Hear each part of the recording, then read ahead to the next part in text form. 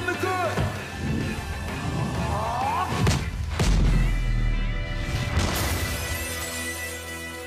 What's going on, guys? Love Smash, back with an all-new video for you guys today, and in today's video I'm finally getting the chance to do my Tekken 7 discussion. And originally back in December and January, when I made the switch to start covering all fighting games, my plan was to originally start covering both Tekken 7 and Mortal Kombat X. But with all the news that was popping up for MKX, it became very hard to juggle both games, and there wasn't a lot of Tekken 7 news at the time, so it kind of got tossed aside and I just never covered it. And for a while I was deciding whether or not I should even do a Tekken 7 video and start in on it. So when I did my channel update, I asked you guys, I'm like, would you guys like to see one big Tekken 7 discussion video, or should I just avoid it completely? And it turns out a lot of you guys did in fact want to see a video, so that brings me here today. So today we're going to talk about a lot of stuff regarding Tekken 7, like graphics, new game modes, and of course characters and all that good stuff. So without further ado, let's dive right in and talk about graphics. Now, when it comes to the graphics, the game just looks great. Now, Tekken has always been a series known for its great graphics, very realistic feel, and that has not changed with Tekken 7. The game just looks very nice. They're using the Unreal 4 engine, and the game is running at 1080p and 60 frames per second. So with the graphics out of the way, let's talk about the new features. And we're starting off with the two new mechanics to Tekken 7 with Rage Art and Power Crush. And this is where a couple fans have actually criticized the game. And first up, let's talk about Rage Arts. And Rage Arts are pretty much super moves that you'd find in a lot of fighting games like Street Fighter, as well as a couple other ones as well. And just like any super move, this will deal a lot of damage to your opponent. And these will kick in when the player's health gets very low. Now, a couple fans from the comments I've been reading have criticized the super moves, or Rage Arts, whatever you want to call them, saying that they don't belong in a Tekken game. As we know, Tekken is very combo heavy, more realistic feel type of game, and a lot of fans feel they should have been left out of the Tekken series altogether. So let me give you guys my thoughts on the whole situation. Now, on one hand, I like the fact that the team is taking some risk here and they're trying something different. I always commend a development team for trying something new with the series. So on one hand, I feel that way, and then on the other hand, I see a lot of people why they're not fans of this, because Tekken has been a series that's been around for 20 years or so, and all of a sudden they're introducing this new mechanic that is going to change the way that people are used to. So I understand why a lot of people feel like this may have ruined Tekken. I don't know if it ruined Tekken 7. I feel like it's going to be something that a lot of fans aren't going to be too keen of and not want to get used to.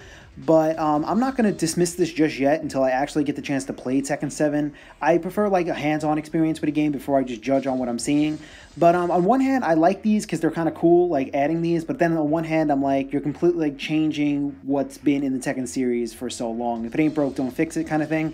So I'm kind of torn here with this decision, but let me know in the comments what you guys think. Are you fans of Rage Arts? Are you not fans of Rage Arts? Do you see Rage Arts as something good for Tekken 7, or do you see it as something bad and something that should have just been left in a 2D game rather than implemented in a 3D game? So I guess we'll just have to wait and see how this plays out when the game hits consoles very soon. There has not been an official release date announced yet, but I'm pretty sure they'll announce it very soon. So now with the mechanics portion out of the way, let's talk about the characters. And when I was a little kid, this is something that drew me to the Tekken series, the character designs. I've always been a fan of Paul Phoenix and King. Those have always been my two favorite characters in the series, and good thing they have returned for Tekken 7.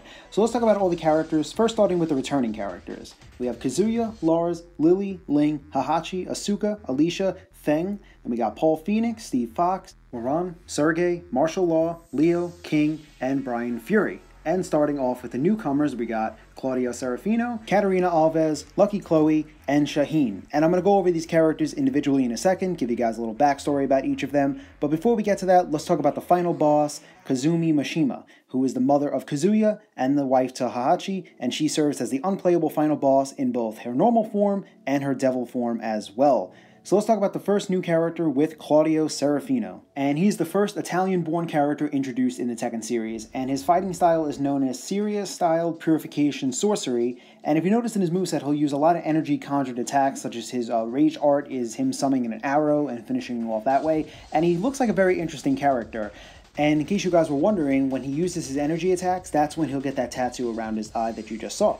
So now moving on to the next character is Brazilian fighter Katarina Alves, and she is known as a sassy character who uses the fighting style Savite, I hope I'm saying that right, and not only is she a very vocal and sassy character as described, she is also a very beginner-friendly character as well. Next up is one character that has stirred up quite a bit of controversy since their reveal, and that is Shaheen, the Saudi Arabian fighter. He uses a military fighting style, and when he was first revealed, a lot of fans criticized a Saudi Arabian character being added to the roster, but since then he has been received very positively by the fans. Except for his design, a lot of fans have called it a little over flashy, but he has been accepted since then.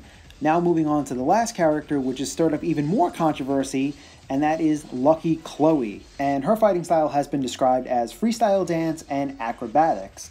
And it's actually been stated that she is not from Japan, though she is a big fan of Japanese pop culture. And as you can see from her design and her personality, a lot of fans have criticized her, but there have also been a lot of fans praising her as well. Now, my feelings towards it is she doesn't bother me. I think she's kind of funny and quirky. I think she's kind of cool. And a lot of fans hate that idea of that Neko cat Japanese look and call her just a joke character. But when you're looking at a game like Tekken where there's fighting bears, fighting kangaroos, there's dinosaurs, there's robots, there's androids, there's devils, there's angels, I don't understand why this character would bother fans so much. But that's just my take on the whole situation. And moving on to the unplayable final boss character, and that is Kazumi Mishima. And I love her design. I think she's really cool looking. I love how in her intro video, she has her tiger coming out with her.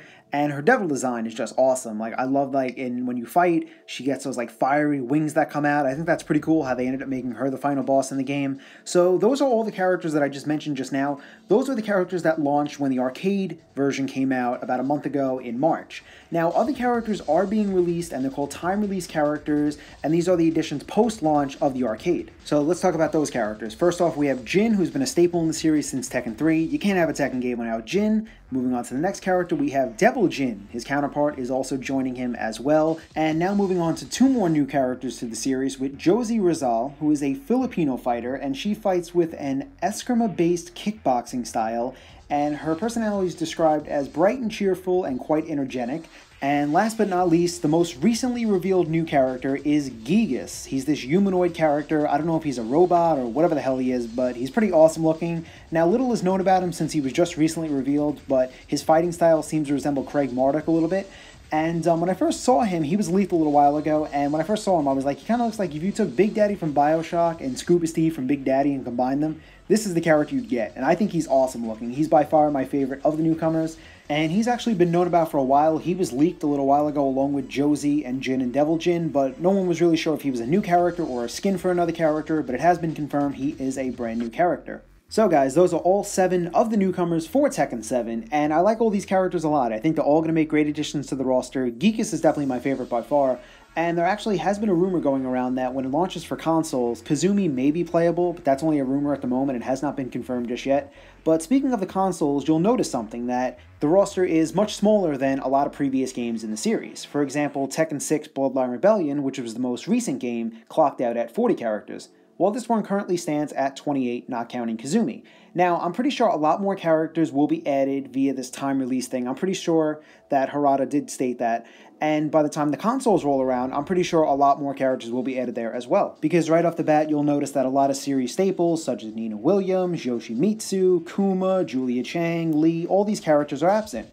So I'm pretty sure they'll be added during this time release period, and by the time it rolls around on consoles, the roster will be much larger, probably clocking in around 40 or 50 characters. Because you'll notice something with the Tekken series, like pretty much like with every game in the series, like 90 to 95% of the previous roster from that game will be carried over into the next game. But I got complete confidence in the team. They know what they're doing. They're not going to leave out series staples and fan favorite characters out of this game. I'm sure we'll see them whether they're added in the arcade version due to updates, or we'll see them when the game hits consoles.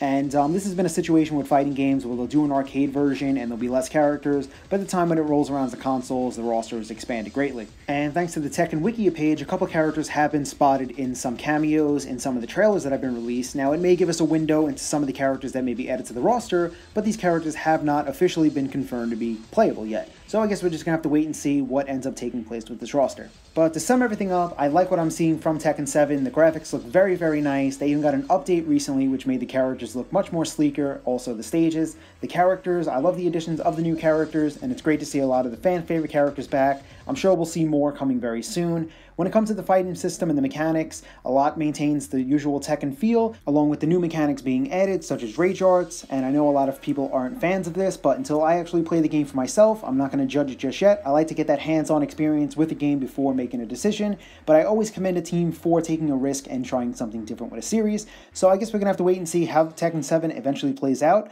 but let me know in the comments what you guys think about this game. Are you happy about it? Are you excited? What characters are your favorites? What characters do you not like? Anything you guys want to mention about this game in the comments, please feel free to. But that is the video for today, guys. Thank you guys so much for watching. Like always, if you guys are fighting game fans and want the latest news and speculation on games like Super Smash Bros., Pokken Tournament, Street Fighter, Mortal Kombat, and Tekken, make sure to subscribe to my channel. Also, you guys can follow me on Twitter. The link will be in the comments and description. Thank you guys so much for watching, and I'll see you guys soon with a brand new video.